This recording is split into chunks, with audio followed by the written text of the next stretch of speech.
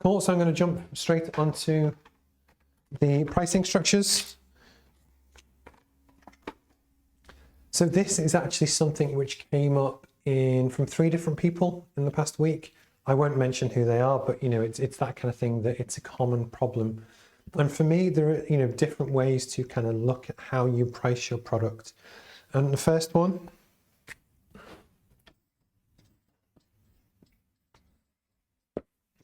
when you're looking at pricing, what I would recommend to everyone is that when you first start out, you often end up just winging it. So every time an inquiry comes in, you kind of just off the top of your head think of it. So actually, when you start up, wing it, which basically just means make it up.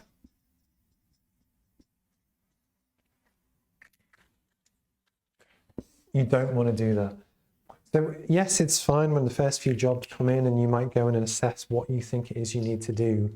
But actually, that gets very tiresome. And then as you get busier and your workload kind of ramps up, it gets harder and harder to do, because it takes cognizant effort every time to think of all the variables and that kind of thing. So one of the really big things that a lot of bigger companies do is they have a pricing framework or a structure, which you pre-agree, you set up, so that then when you go and execute, or you have your team execute your sales strategy, basically they get it right every time, if that makes sense.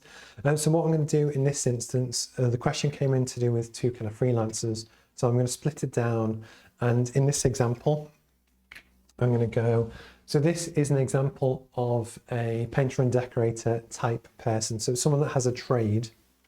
So I'm going to put trade person. And for them, there's 2 different angles to have to consider.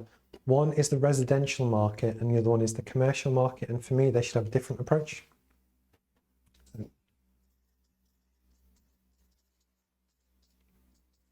Residential and commercial. So for traditional consumers, which would be you or me at home, when we buy stuff and we get things to kind of, we hire people in to be our plumber or tile a bathroom or plaster a wall or whichever, this is often what we look at. And the thing that we always look for is trust. And that almost is the main thing which, comes from recommendations. The more you can kind of get yourself out there and promote yourself on social media, but actually get recommendations from other people, is the best way to drive new business. But in terms of actually pricing the job, a pounds per hour rate is probably most appropriate for residential kind of people. It's slightly different in the commercial world. So if you could still be a tradesperson, but you're doing work in a business context, yes, you would still have a pounds per hour rate, but arguably I would probably make it 30% higher than the residential one. But the other thing to really consider here is actually to really look at the value that you bring, the time that you save them, which allows that person to concentrate on other things. And the reason why this is really important is that at home, often the person could do the job themselves, but they won't do it as well, but they would probably just take more time over it. Often in a business context, there's often a time critical element which, someone would really benefit from having this thing done quickly, that actually that's where I think you can justify the kind of, the value that you bring, which really justifies the uplift. But the other thing as well is that I actually wouldn't cost jobs in number of hours. So for instance, I would not quote that it'll take you 8 hours to do the job, because then what the person on the other end, the buyer, can do is, almost think through, okay, well, it's 8 hours. How long do I think it'll take? Am I happy with the price? And they work out the hourly rate, and you go into really fine detail. I personally wouldn't do that in a commercial context. What I would do is just give them a price. So it could be £160. And then it's just down to the person to think, yes, that price is fine, go ahead. And then even if you do it in 1 hour, they've still got the problem solved. And that could be very different to the residential market. But the other thing which I thought I'd mention as well is that people often find themselves getting really busy. And actually the challenge you often have is that you only have a certain number of hours per week that you want to work. And it's how do you almost balance that across what you're doing. So I again would charge, say, a 30% uplift for evenings and weekends.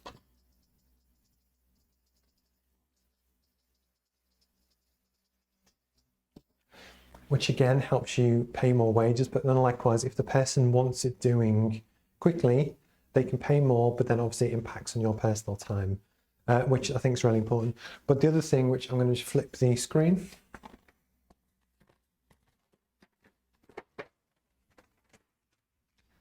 is that one of the things that I think all businesses should do, and this is true for bigger B2B businesses and kind of smaller guys as well, is that you have so how busy you are. So from 0 to 100. And then you would have price. Is that when you launch your business and your product or your service, the first thing you want to do if you've got no work is get case studies, get proof of concept, get work in and kind of make that work. So you probably start here, which is great. And the hope is that you, by the time you get to say being 50% full in your time, you've hopefully covered all your costs. And actually that's where a lot of lifestyle businesses kind of stop, where they choose to get to a certain point, they get the lifestyle that they want, etc. But then actually it almost becomes exponentially more effort to do more work as you grow. So this is where, in my belief, that your pricing structure should do that. So in the painter decorator example, it could be that your average rate is £20 per hour until you're 50% busy. But then as you get busier, that might go to 30.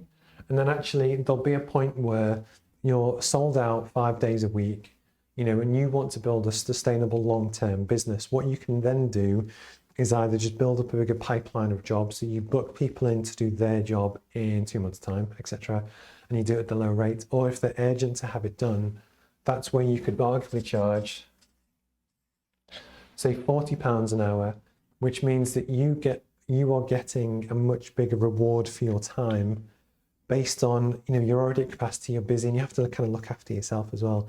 And it's the incentive to then do the extra work to get the reward for it. And then just from a sheer kind of business point of view, I'm going to say that if you start at £20 an hour as your average rate and you have costs, I'm going to keep it simple and say 10.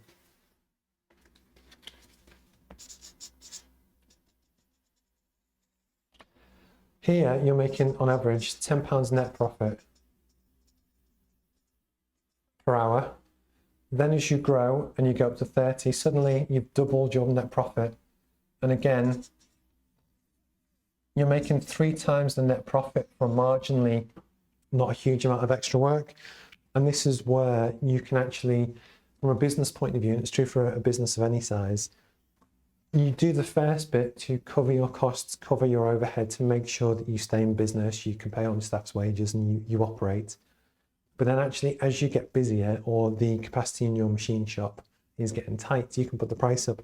And actually you make a bulk of your profit here. What you've found is that you've found the balance between running a lean, sustainable business, which customers are happy to pay for, and, you know, you still have the potential to make a lot more profit. And it's all through having your kind of pre-agreed pricing structure. So again, if you are the freelancer, painter and decorator, but this will also be true for people that are personal trainers, etc. It's having your hourly rate, which could be £25 an hour. And actually the one big thing on that, and almost deciding your rate,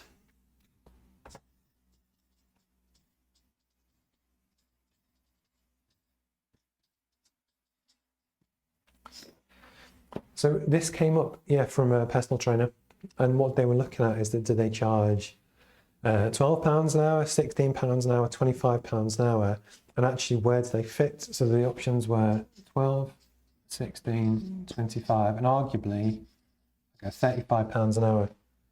So this was a discussion, and this was, say, for a 45-minute session.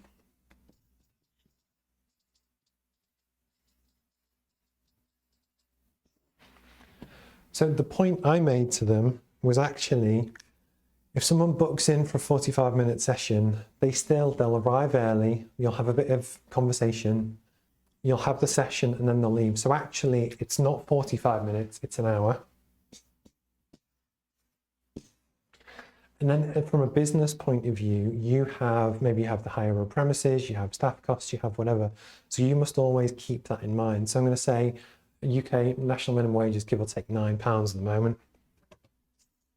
So I'm going to say £9 for overheads. Wait, in these examples, what's that going to be? So that's going to be £3, that's profit. £3, what's that, 7? Oh God, it's a bank holiday. 14, and then 25, 26. But the point is that when it's Friday morning, I should be on holiday, I need a rest. But the point is then when you're looking at how much do you pay and how much do you charge people, if you then look at the demographic of who are the average people who actually hire personal trainers, they're probably going to be fairly well off people with a good salary, that they have disposable income. But there's also the dynamic of actually, if you go too cheap, people might perceive that the quality isn't there. So therefore, when you look at this, but also you look at the actual net profit at the end of each of the options, I would be going here and then actually, price it and test the market. Often people price themselves too cheap, which actually can have a negative long-term impact on their business, which is really important. So yeah, this question came in from a few different people, but the flip side is, one of the examples I was also given was a guy to come in and do some computer network repair for a residential property. And the customer, the person who's on the course, went out and actually got a quote, and the quote that came back was something like €400. They then spoke to a friend and said, actually, look, I've got this problem, how do I fix it? And their friend basically said, look, the equipment to do the actual fix is probably €60. So with labour, you could probably justify €160 to come out, do the job, etc. But what that then did in the mind of the buyer, he felt like he was getting ripped off, because actually there wasn't a tangible distinction between value and what he could do himself versus what he was being charged. So therefore, it didn't build trust. So he's never going to recommend that tradesman as well. But yeah, for the business itself, he might have thought, it might be true that he was at capacity, he didn't really want to do the job. So sometimes people put in a high price because they don't want to do it. That could be what's true here. But then actually, if you're looking at the long-term viability of your business, if you go that approach and you try and rip people off, what will happen is that people will lose trust in you and your business will die in the long term.